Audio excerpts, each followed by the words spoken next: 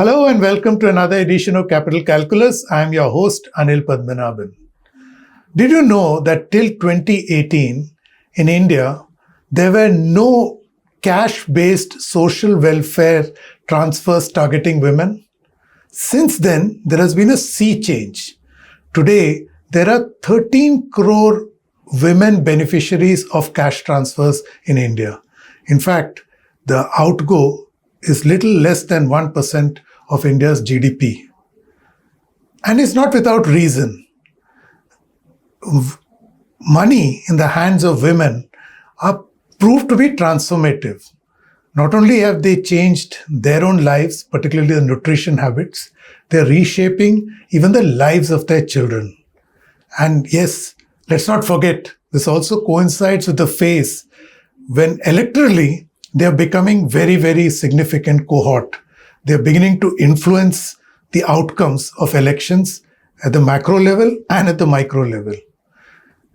So far, most of this evidence of this transformative nature of welfare spending in cash has been anecdotal. Luckily, there's a new research which has just been published which provides us empirical evidence to prove that this correlation exists. And luckily for us, one of the co-authors, Karthik Muralidharan, is with us today in our studios. He's a super bright economist, extremely curious by nature, an author, and someone who does deep research on these kind of topics. And finally, an earlier guest on the show. Welcome back, Karthik. Hi, Anil. My pleasure to be here. Karthik, I wanted to begin, that the fact that your paper is a revelation at so many levels. So we'll try and peel it level by level, whether it's gender, nutrition, gender equity, whichever way you look at. So I'll begin with the malnutrition challenge facing India. I was shocked to learn that 1 in 4 children suffering from malnutrition in the world are Indian. Okay, so can you explain to our viewers as to why India has to challenge and deal with this problem like yesterday? Yeah, thanks, Anil. So I think, so let's first just take a step back and understand that malnutrition is fundamentally correlated with poverty, right? So when we say that it's a quarter of the world, I mean, it's not a surprise that the vast majority of the malnourished children in the world are in sub-Saharan Africa and South Asia, okay? So, there's a useful exercise for your listeners, right? When we talk about the poverty line, see, historically, India at independence had 70% below the poverty line. And even in 2011, we had 20% of people below the old consumption poverty line, right? Now, what is the poverty line? The poverty line used to be defined as the minimum amount of income needed to obtain the minimum caloric need to survive. Okay, so that was about 1800 to 2000 calories a day. Okay, so what that means is when you have 20% or 30% of households that are poor, that means that their average income is below the amount needed to even quote unquote survive, right? So the question is, how do they survive? And remember, this is not based on income. This is based on consumption. Okay, so that's why we traditionally measure poverty with consumption, because that includes the transfers and welfare programs and all of that stuff, because you're actually looking at consumption, not income. Okay, so the point is that when you have people below the poverty line, the way you survive is that the body just doesn't grow as much, right? So the 2000 calories a day is the need for a healthy adult. Okay, but if you've been exposed throughout your life to a level of income and sustenance that is less than that bare minimum, the way you survive is that the body kind of just doesn't grow. Okay, so that's kind of why the stunting and malnutrition is kind of so deeply correlated with poverty, right? Now, there's another sense in which the stunting and malnutrition problem, there's a kind of a counterintuitive way in which it's actually good news, okay? And that's because we have sharply reduced infant mortality, okay? So often the weakest children wouldn't even survive, okay? So the fact that you've reduced infant mortality means that you're increasing the presence of the population in the left tail of the health distribution, okay? So this is just the background to kind of say that why it is not surprising, okay, that there is a fair bit of malnutrition, and this is largely reflects poverty, okay? Now, that being said, the puzzle for malnutrition in India is even more severe, okay? Because a lot of data shows that even holding income constant, if you compare India versus, say, sub-Saharan African countries, where you have exactly the same income, holding the income constant at the same level of income, India has higher levels of stunting, okay? So, which means there is something else going on in India that is more than just income, okay? So income is still the biggest proximate factor, but even holding income constant, there are other things going on. Okay, so and that's kind of, I think, one of the things that motivates the study, right? I mean, is precisely to kind of understand the causal chain from income to nutrition outcomes. And if you look at the research on this over 30, 40 years, there have been many, many hypotheses as to why kind of India has this stunting problem, right? So one view is it's not just the income, but it's kind of how you're spending it, right? Because the thing with malnutrition at the end of the day is the government can only do so much because the vast majority of this is determined by household choices, right? So the first question is, are households spending enough on food? Second is, even if they're spending enough on food, are they spending on nutritious food? So there's a lot of concern that people are buying processed foods that are tasty foods. And and even early research in nutrition shows that the moment households make a little bit of money, they very quickly shift to quality and taste rather than kind of nutrition. Okay, so there is this concern that the income is not translating into nutritious food. Okay, whereas perhaps in Africa that's less of a concern. Okay.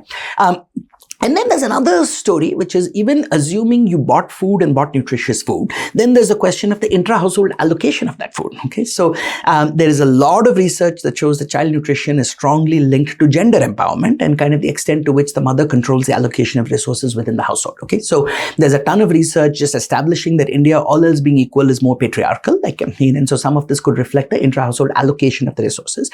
And then there's the issue of people have argued it could be genetics. Okay, that we are comparing against a global distribution, and therefore that's could be going on. And then there's a final story which is also very important in the Indian context, which is sanitation. Okay, and that's because our population density is much higher than Africa, and because we do have and have historically have had high rates of open defecation, that translates into an unsanitary environment, higher disease burden. And again, there's a tons of epidemiological public health research that document the correlation between sanitation and poor nutrition. And that's because you're just going to have higher diarrheal disease and you're not going to retain the food as much. Okay, so the problem is a lot of this research is correlation. Okay, so the problem is that each of these factors tend to be correlated with each other. Okay, so how do you then really tell apart what's going on? Okay, so that was really the motivation for the study, right? So this was the first large-scale randomized controlled trial done in India of providing cash transfers to mothers. Okay, and we picked Jharkhand partly because it's one of the poorest states in India where the challenges of malnutrition are among the most kind of severe. And then the key thing about the study was we did this over a 3-year period, right? Where essentially you registered pregnant mothers, around the second trimester of pregnancy, and then made sure the bank accounts were open and ready to receive the cash transfers at the time of childbirth. Okay. And then this was 500 rupees a month given to, so this was a sample selected in a representative sample across Jharkhand, across 8 districts. The sampling unit was the Anganwadi centers, so about 480 Anganwadi centers in 8 districts, representative of a state of 35 million people. And then you randomly selected, so you registered everybody. And then because this was a pilot program, it wasn't a scaled up government program, it was a study. So for that, we were able to because there was a limited budget, you randomly selected half of these Anganwadis to be eligible to receive the transfer. Okay, so effectively half the sample of mothers then gets the money and they get it for 2 years, 500 rupees a month for 2 years. And it is essentially unconditional. Okay, so there's no strings attached. The only thing they get is messaging. They get an SMS every month saying that the money has reached your account and you are advised to use it for nutritious food for you and your children. So in a way, it's because there's a big literature on conditionalities, but in India, once you add the administrative burden of enforcing conditionalities, then that will create its own kind of rent seeking, right? So we decided to do this in the most scalable, light touch way, right? So you got the messaging, but the money was essentially unconditional. Okay, so and the money was given for 2 years. But I think from a research perspective, what was, particularly where we spent the most time was just really, really careful measurement. Okay, so again, India has a strong tradition of household surveys of measuring food consumption. We did all of that. The part that was unique here is we also measured intra-household consumption. Okay, so normally if you do a household survey, you'll say how much did you spend on food? How much did the household eat? But there's now growing research that shows that you increasingly have poor people in non-poor households, and that's because women in general, have substantially lower bargaining power within the household. Okay, so So what is really unique about the study is how much time we spent kind of measuring how much food the mother and child ate. And so that gives us the most definitive measures of intra-household inequality in food consumption. Okay, so the point is the randomized allocation of the cash transfers then with this careful measurement allows us to trace the entire causal chain, right? Because we can see, are you spending more on food? Are you spending more on nutritious foods? What's happening to calories? What's happening to proteins? What's happening to dietary diversity? What's happening to intra-household allocation? And because we also measure the sanitation environment, you can also then look at the differential impacts of the transfer as a function of the sanitation environment, right? So that's that's a big way of, picture of saying that the nutrition challenge is vexing. It's also very complex, and part of the uncertainty about what to do is driven by the uncertainty about what the most important levers are. And that's kind of what this research study was motivated to do. We'll just go to your results in a bit. I just want to create the context a little more for our viewers. I was, your field study, Jharkhand, frankly, I was quite surprised at the statistics in an unpleasant manner. So I didn't know that 40% of the children in Jharkhand are stunted, 39% are underweight, and this really blew me away. 66% of women aged between 15 and 49 are anemic. So I hope Jharkhand is an outlier and not somewhere in the middle of the larger data on India. No, so Jharkhand is definitely one of the weaker states in terms of performance, right? So the All India average in stunting is about 33-35%, and Jharkhand is worse. So the All India numbers are still pretty stark because the more populous states tend to have the bigger problems. But even within that distribution, Jharkhand is definitely on the one of the more underprivileged states, which is kind of why we focus there. Okay. Now, the other part of it is the subtext of your research. There are several, again, like I said, layers and layers, like peeling an onion. So you mentioned sanitation, which has been one of the biggest missions of this government from 2014 onwards, pursuing sanitation. So clearly, your data shows that it has not entirely reached saturation levels as is being claimed or desired. Second, you make this, the point is that politically, the cohort of women have become very electorally significant. The BJP, to its credit, is the first to have recognized this, and now every party is falling over each other, which is what your data shows, that some 13 crore beneficiaries are there across the country, women who are receiving cash transferred. So this seems to be a happy convergence of trends. Electorally, they are more sought after. The fact is they also intersect with key government programs like sanitation, food security, health, and so on. So women are central to the overall social welfare strategy, not of this government alone, but of the entire country. The right surmise? Yeah, so I think, what I want to do is I want to separate the politics from the technical result, right? Because there's nothing in the paper that talks about the politics per se, right? Because even that is happening independent of us, right? So we were doing a technical research study, right? To study what is the impact of maternal cash transfers on child nutrition, intra-household equity, and that entire causal chain. Like I said, there's a causal chain from income to nutrition, and we want to know where it is breaking, okay? Because see, if it is working, then it's kind of gives us some assurance that maybe just putting money in the hands of women will help. So that's what the research study was motivated by. But it so happens, you're right, that the timing has turned out to be quite fortuitous, because when we started the study in 2018, the program we were coming closest to mimicking was the Pradhan Mantri Matritva Vandana Yojana, which was giving 500 rupees a month to pregnant mothers, but for the first 1 year. Okay, so we did it for 2 years. But since the time the study has been done, the data has come, the results have been analyzed, there has been this parallel explosion, which is being driven by political factors that we have nothing to do with. But it just turns out that fortuitously, in terms of informing the broader public discourse, right? Because the debate, the public discourse on welfare tends to be very bipolar, right? So you've got essentially people who will criticize this, saying this is freebies and politicians buying votes. And then there are people who will say that these are lifelines for the poor, right? So in the end, again, the truth is somewhere in the middle, and that's kind of where we need the research, right? So my job here and the point of the paper is just to provide the first kind of really carefully done randomized control trial evidence as to what would happen if you gave the cash transfers. The politics we can park for the end. So maybe what I would prefer to do is just come back and just summarize the results, like and saying what did we find, and then we'll come back and seeing how do these results kind of fit into this broader moment we are in, right, with regard to both the politics and the economics of cash transfers to women. Okay, so the good news in the research, okay, is that the results are actually incredibly positive. Okay, so for the most part. See, the first concern people have is, they're not going to eat, okay?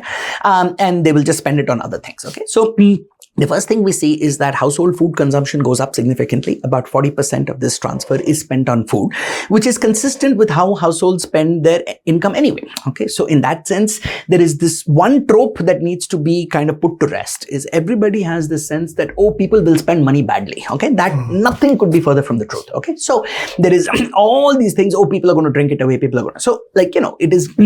Now, so it busts one big myth of paternalistic approach. Exactly. So, and that the poor don't know how to spend. Nonsense. So the government doesn't need to guide them on this. Now, they will definitely benefit from certain amounts of information, certain amounts of nudging, but you don't have to be. So there's what is called benign paternalism. Okay. And so you can definitely help, but without being heavy-handed about it. Like messaging. Right? Like messaging. Okay. And so in that case, this was not kind of heavy-handed, right? It was light touch and saying, you may wish this is meant for you to do this, okay? But beyond that, they're free to do what they want, okay? And in fact, so the first myth that is kind of busted is that cash transfers will be spent badly, okay? That I think we can absolutely lay rest to that, particularly when you put the money in the accounts of women, okay? So I think that is the first. So food expenditure goes up and the quality of diet goes up, okay? So it's not just, that they're buying like junk food, right? And so calorie consumption goes up, protein content goes up, dietary diversity goes up. So every measure of nutrition quality goes up, okay? So that's the second good news. Third good news is that this kind of increase is proportionately shared by everybody in the household, right? So it's not like somehow this money is going and then being captured by the male head of household. It's proportionately benefiting everybody. But here's the subtle point. The thing is, in the baseline, in the control group, because the women are consuming about 17% less, if you have the same absolute increase, in relative terms, it's a bigger deal for the women, okay? So you are actually bridging the inequity because they are starting off a lower base, okay? So that's the sense in which we are able to document a reduction in intra-household inequity. And in fact, it's quite stark, right? Because what we see is this is a period in the first year of a child's life when 92% of women are breastfeeding in the sample, right? And as per kind of ICMR guidelines, right, the caloric intake during breastfeeding should go up by about 500 calories a day. But what you see is they are not actually increasing that. So which means the households are not feeding mothers more during breastfeeding as they should be. So the value of the transfer in that period is especially powerful because it's bridging that gap even further. Your research shows that it is happening. No, not in general. But the cash transfer, see, the transfer is not bridging the full gap. But what I'm saying is the timing of this transfer, it is mitigating the pre-existing inequality and reducing intra-household gender inequality. Okay, so that's the next piece of good news. And then what we see is the other piece of good news is we also see a positive impact on child functional development. So at age 3, we've got measures of kind of motor skills, fine motor skills, measures of cognition, measures of kind of basic self-care. So, and we do that at age 3 and you get significant effects on everything. Okay, so that all of this is good news. Okay, now there's only one piece of, I wouldn't say bad news, but kind of cautious news, right? Which is despite this improvement of food consumption and diversity and nutrition and everything, we do not see an increase in the child growth, the anthropometrics of the targeted child on average. Okay, and that is quite disappointing. Growth means health-wise? Oh yeah, so usually, exactly, it's height for age. So the usual two metrics we look at are height for age and weight for age, right? So those are what we call anthropometrics, right? Measures of anthropometric growth.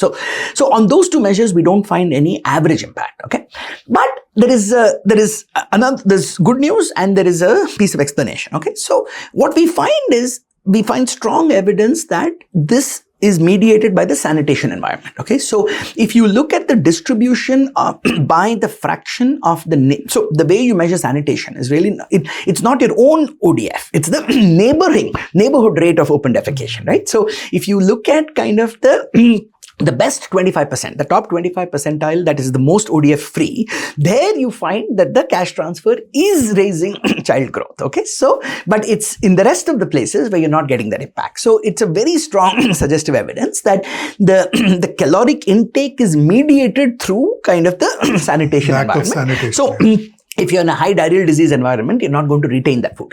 The other piece of kind of good news here is that we find that the anthropometrics improve for the older children in the household. Okay, so the target child is the one who's under 3 years old, right? But the households the food is being consumed equally by everybody in the house. Okay, so we find that the older siblings, so we measure the anthropometrics for older siblings under age 10.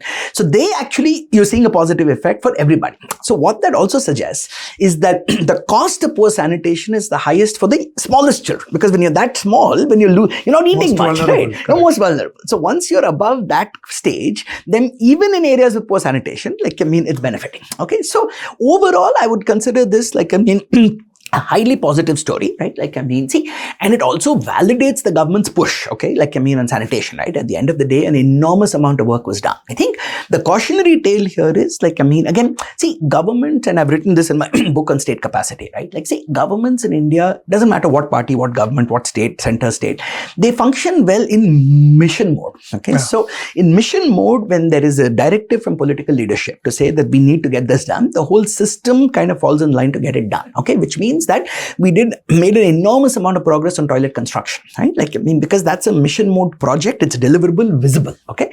But what is not visible is then the daily usage, okay? So the behavior change needed to kind of get the usage requires kind of not just a mission mode, but a sustained effort, right? Over 10 years. So essentially the main implication here is, and I know this is Swachh Bharat 2.0, that has a lot of these components, but I think it does highlight that we can't say mission accomplished, right? We can say solid progress. Work in progress, right? But we still need to kind of keep at it, because the behavioral change is an ongoing process and doesn't happen just when you've kind of finished the toilet construction. Great. So tell me this, so you have teased out the sanitation impact also, right? Now, what about women's nutrition? What does your research show you? This cash transfers, like you said, their own consumption is picked up by 40%, is the number you shared. So is that manifesting? Are you able to capture it in your data? No. So I think, for women, so typically you're not going to get change in height and weight for fully grown adults, right? So that doesn't respond to the anemic part. We didn't measure that for the adults, right? Now, what we do measure is we have other measures of empowerment. Okay, so because what the cash does, in our patriarchal kind of environment where women typically have very little control over resources, right? The big game changer here is that, remember, because you need to leave the house, right? Because you can't give your passbook to somebody to go collect the money, because it's biometric, right? So you have to go collect the money, right? And so what you see is some very suggestive evidence that women's empowerment is going up over the 2-year period. So in the first year, there is an increase in calorie consumption. In the second year, it is actually 3 times higher. Okay, so there is suggestive evidence that over time, as you're starting to get used to these transfers and going out of the house and collecting the money, it is building your empowerment over time. And that, I think, is a big deal. We've got another good measure of empowerment, which is the likelihood of being able to take your child to see a doctor if they are sick. Okay, so that captures multiple dimensions of empowerment: the economic ability to take your child to a doctor, and the social, the ability to leave the house, because that itself is something that you often need permission for or are not granted, right? So these are then practical measures of empowerment that we're able to document. Fascinating. Just want to draw your attention to another subtext of your research, is that all these cash transfers have been made possible largely because of a financial inclusion play that has been happening in the background. Correct. So that's another positive win. Huge. Absolutely. See, and I think, one way to think about this is that, the Indian political class is very, very, very smart, okay? So they know that they need to deliver some benefits, okay? To get elected. And so what has happened is, let's take a step back, right? When you want to assess whether these cash transfers are sensible or not, okay? The biggest open question here is the opportunity cost, okay? Right? Like, I mean, what is being crowded out because of the cash transfers, correct? Like, I mean, so are you crowding out productive investments, right? So, but the point is that the politicians have figured out, like, I mean, that many other ways of delivering benefits have much higher rates of leakage, much higher rates of inefficiency, right? So, because you've got the financial inclusion DBT infrastructure, it allows you to deliver things efficiently, and it also allows you to get credit for it, right? Like, I mean, so that way it's a win-win. So, which is kind of and by the way, that figure of saying that we're spending now 0.6% of GDP, I think 2 lakh crores and reaching 13 crore women, that comes from an Economist article, like, you know, so they are the ones, like, I mean, so that is not in our paper, because that they are looking at the entire gamut of programs announced across states and aggregating that and coming up with that number. So I think, so now I will come back to your political point, right? I mean, so having kind of finished the research, I think the good news is that in terms of what does this mean for the public discourse, right? So the public discourse, I think, is still very, very ambivalent. Right? I mean, saying that here are all of these kind of freebies being given away, like, I mean, to get votes for elections. But I would kind of think about it the other way. Okay, the way I would think about this is, see, if you look at the income distribution in India, so this is coming from the Indus Valley report, right? So Indus Valley report has this very nice broad characterization, right, of an India 1, right? So we say we are the GDP per capita is $2,700, okay? So which puts us in lower middle income status. But actually, if you break it down, there is an India 1 that is 10% with $15,000. That's at a Mexico level. There's an India 2 that's the next 20 to 25%. That's at $3,000. But 65 to 70% of Indians are at $1,000, right? So which means you've got 1 billion Indians who are essentially living at levels comparable to sub-Saharan Africa, okay? So if it weren't for the welfare programs, like, I mean, there is no way for people to actually even participate in the growth process, okay? Now, the thing is, some people look at this inequality and say, we are so unequal. But that's also misguided, right? Because if you look at the historical economic growth process, the economic growth process has always been accompanied with growing inequality, right? Because the benefits of the growth accrue to people with physical capital, financial capital, and human capital. Exactly, right? So those are the 3 pieces of capital, right? Do you have physical capital, land, financial capital, money to invest, or human capital, right? So the growth process has always been associated with increasing inequality. So I think of this as a testament to the virtues of Indian democracy, that it doesn't matter which the party is in power is, that every party faces that electoral pressure to kind of make sure that the poor are getting at least some of the benefits. Okay, so overall, I see that as a good thing. Right? Now, the problem, of course, is that where I think a lot more work needs to happen is, I think, the next kind of 5 years for these cash transfer programs, where do we need to go is, today they are still being announced as kind of benevolence of a particular leader, okay, saying that I am announcing this and therefore you vote for me, okay. The problem is today that most kind of politicians are making grandiose announcements that are over and above the capacity of the state to fund, okay? Yes. So once they've made the commitment and they get elected and they find that they don't have the money, then they have to do all kind of jugadu adjustments, okay? Like, I mean, so they'll say, okay, we will send 1 installment so that way people can say, acha, kuch to paisa pahuncha hai, but then the next 3 will not come, you know? So there will be different ways in which they will try to make the numbers work, okay? So they will add some targeting requirements, they will put something. So all the problem with that jugadu stuff is then, there are 2 or 3 problems, right? One, there's a lot of suggestive evidence that the more you add these targeting kind of conditions, the more you exclude the most marginalized, because the most marginalized are often the ones who find it hardest to do the paperwork, okay? So when you add that, there's a very real trade-off. So in finance, you're sitting and saying, let me put this targeting criteria so that my numbers work. But you take it to the field and often that can create, that can be very regressive, okay? So that's challenge number 1. Challenge number 2 is, because you are making the transfers sporadic, the ton of research shows that the same amount of welfare budget will deliver more welfare if it is predictable and reliable. Okay, so in the next 5 years, I mean, I do think that cash transfers to women, or that if you think about the key pillars of our welfare state, right? So today we have 2 key pillars, which is PDS and NREGA. Okay, those are the 2 national flagship programs. I do think in the next 5 years it makes sense, like, I mean, to think about cash transfers as a 3rd pillar of our welfare state, right? I mean, and maybe we peg it at about 1% of GDP, like, so I've written about this in a different way where I've called it an inclusive growth dividend, but indirectly that's what is happening anyway. Okay, so I think there is a role for having cash transfers as part of the triad of India's welfare state. And the other great thing about cash transfers is, unlike say NREGA, okay, which is tied to rural areas, this is completely flexible and portable. Okay, so you are so one of the problems with the way we structure many of our welfare schemes is that they almost pay you to stay in poverty. Okay, so Singapore President Tharman Shanmugaratnam has this very nice phrase, right? So he talks about social safety nets versus social safety trampolines. Okay, and so the point of a social safety is when you fall, there is something to catch you. But the net, you fall and you stay stuck. Whereas the trampoline, you fall and you bounce back. Okay. So many of our welfare schemes right now are designed in ways that look like nets. Okay. Because to get the benefit, you have to stay in an area where you're poor. Okay. So the cash transfers can be portable. So Karthik, just want to take up from where you left off. This, several of these strands are very new. Your research has been riding on that. In financial inclusion, we have discussed. The other is direct benefits transfer. To start it towards the fag end of UPA 2 on a pilot case. I'm talking about the union government. And now, of course, state governments have also adopted it. And it was productionized under the NDA from 2014, largely because Nandan's contribution to India, the Aadhaar was combined with the Jandan account and then the mobile, and you could create an economic GPS to target your welfare. Now, my thing is that DBT's success is very recent. In your instance, like you said, lovely analytical point, you're saying that it's portable in nature. So you're not stuck to rural areas to earn that money, right?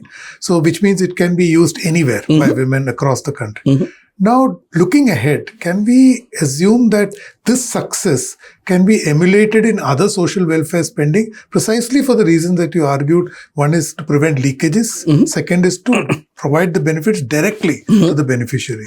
Yeah. See, it's a great question, right? Now, the question is, how broadly do we want to think about the ambit of welfare? Okay. So traditionally we think about welfare like PDS, NREGS, and certain elements of cash transfers. Okay. But I would argue that you're absolutely right. Okay.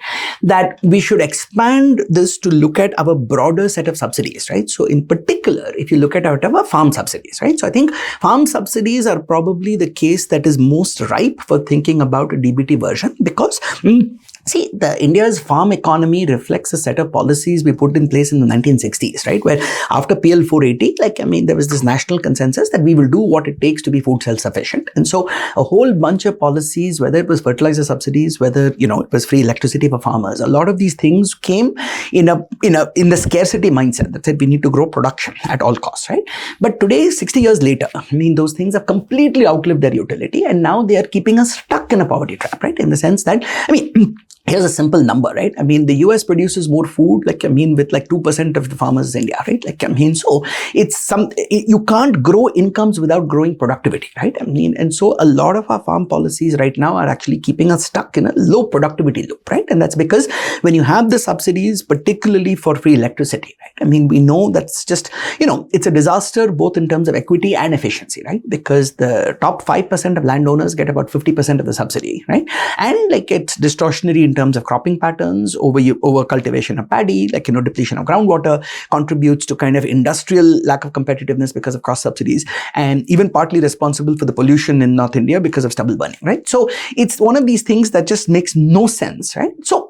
But the reason we're not able to crack it is because it is seen as farmer welfare, right? So what we need to be able to do is to and this is why it's not just about the technical aspect, the political aspect. It also takes deep trust building, right? That we have to be able to have the conversation that says we are, by having a conversation about reforming subsidies, this is not remotely anti-farmer, that we're going to guarantee you the same amount of money. So in a way, PM Kisan and all of these DBTs can also help build the trust, right? That we are able to send these cash transfers. But over time, we should be able to kind of give farmers that same option, saying that this is the value of the in-kind subsidy you're getting, right? Would you rather have the DBT in a way that is unconditional and so allows you to actually leave the land, because that is unproductive to begin with, right? So an even more extreme example could be thinking about school vouchers, right?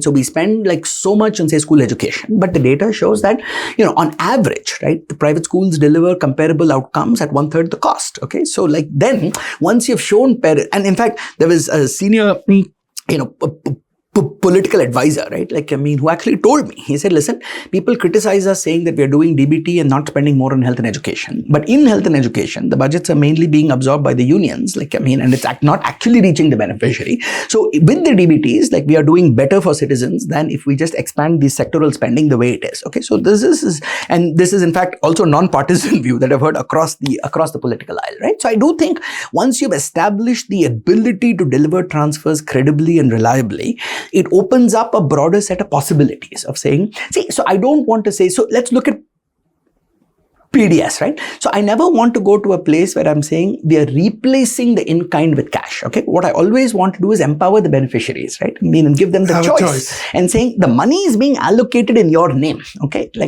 But let us now empower you to say, how do you want to access that money, right? So I do think having built the pipes and having built the trust, that opens up a set of possibilities, which I think are very, very exciting.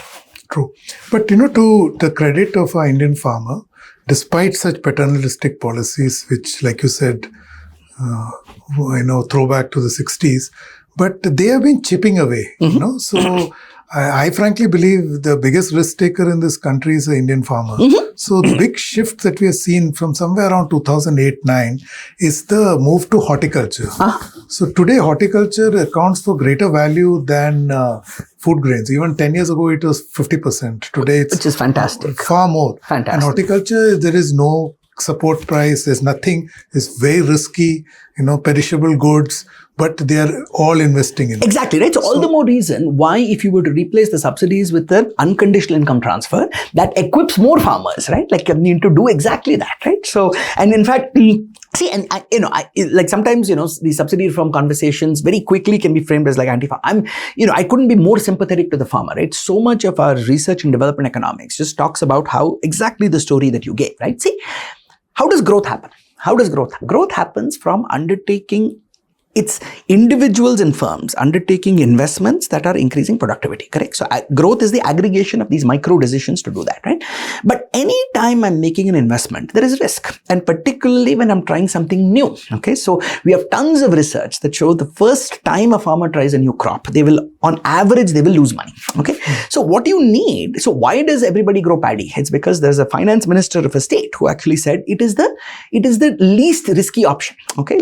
He said because you flood the fields because you're getting free power, you're getting you're getting procurement. So it is the least risky option, okay?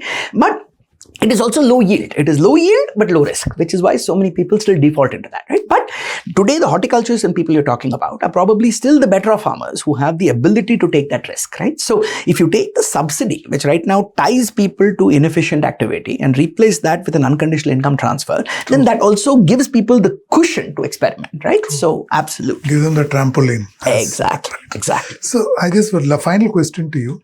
That we have discovered new stakeholders in India's economic growth in the last, say, 2 decades. The latest entrant is women, going back to your research. And these maternal transfers, cash transfers, have demonstrated the power and influence they wield. So can we see them as one of the most important economic agents in India's ambitious task to become a developed economy by 2047? Yeah, see, I think there's multiple parts of the story, right? So I think there is the first piece that regardless of productivity, there's a piece of just genuine equity, right? And inclusion. So given the unambiguous, so there's no doubt that there are gender gaps in almost every outcome, whether it's income, whether it's education, whether it is leisure, okay? So, and augmenting women's income, is almost certainly a good thing. Okay, so that is intrinsically good, right? Now let's think about instrumentally, right? Can that also be a catalyst for growth? Okay, so and there I think the evidence is a little bit more mixed, okay? Because the global evidence on cash transfers, of course, India has never done cash transfer programs to men, okay? So generally, but the global evidence on cash transfers is men are slightly more likely to invest it in businesses and women are more likely to kind of spend it on children, okay? So now you can think about children as kind of the most important investment for the next generation. So that way it is kind of, mota moti a good thing, okay? I think the really interesting question, and this is something which, I'm hoping we'll be able to do some research on this in India, is that it is not just the direct impact of the cash with the women. It's also the question of what is the multiplier effect on the economy through the demand that is creating. Okay. Now, of course, the multiplier, the question, and this is a basic macro point, right? Because it has to be funded by tax money, right? So it must be the case that the marginal propensity to consume for the poor is significantly higher, right? Than that for the rich, for you to have that aggregate multiplier effect, right?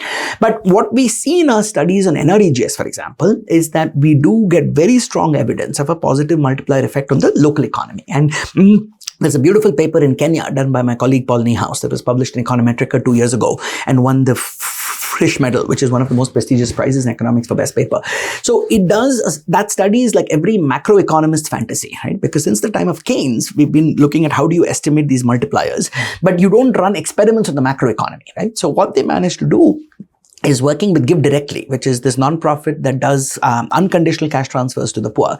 They basically randomized cash transfers to entire communities. And so because the communities are semi-closed economies, they were able to estimate a fiscal multiplier of about 2.5. Okay, so I think one of the things, big open questions, is what does kind of empowering kind of citizens and women in particular with direct purchasing power do in terms of unlocking demand and economic activity.